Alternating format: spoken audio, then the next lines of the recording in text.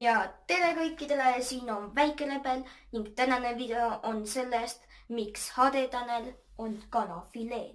Teile võib tunduda, et see on väga imelik, aga kõik on tegelikult vägagi loogiline. Alustame.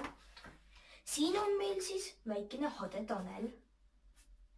Ma joonistan väga halvasti, aga kujutage ette, et see on HD Tanel. Nii. HD Tanel teeb oma tavalisi GTA 5 Let's Playsi, vloge ning igasuguseid selliseid asju. Nii. Aga me kõik teame, et HD Tanel sööb ainult kanafileed. No see on fakt. Niisiis ühendame HD Tanel kanafileega.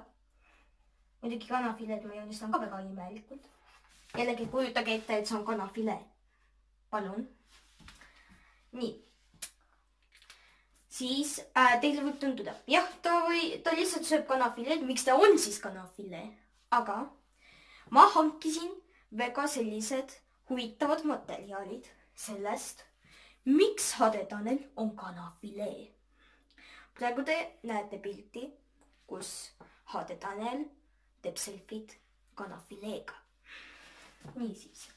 Nii et ma sain teada, et HD Tanel ja kanafilee on sõbrad.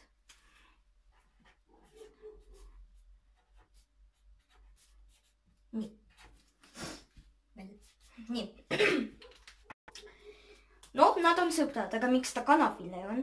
No kujutage endale ette, et mingi kanafilee, ehk siis tark elusolend, oleks kuradina HD Taneliga sõber.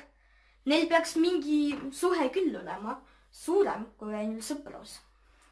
Praegu te näete veel ühe pilti, kus ma näitan teile vastsündinud HD Tanelit. See vastsündinud HD Tanel oli tegelikult kanafilee. Ta lihtsalt lõikas selle kanafilee endast ära. Siin me teeme HD Taneli ema. Kujutage ette, et see on HD Taneli ema. Ning ta sünnitas HD Tanelit.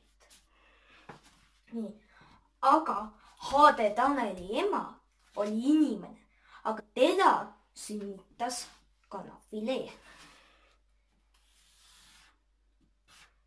Ning nüüd me näeme, et kõik on väga loogiline. HD Tanel on sõber kanafileega, aga no nagu ma ütlesin, see on suht imelik, kuna kanafilee oleks palju targem, et mitte sõbrustada HD Taneliga. Aga ta sõbrustab temaga ainult sellepärast, et kanafilee sünnitas HD Taneli ema ja HD Taneli ema sünnitas HD Tanelit. Nii et kõik on, nagu te näete, loogiline. Nii et subscribe'ige minu kanalit, kirjutage kommentaare, likeige ning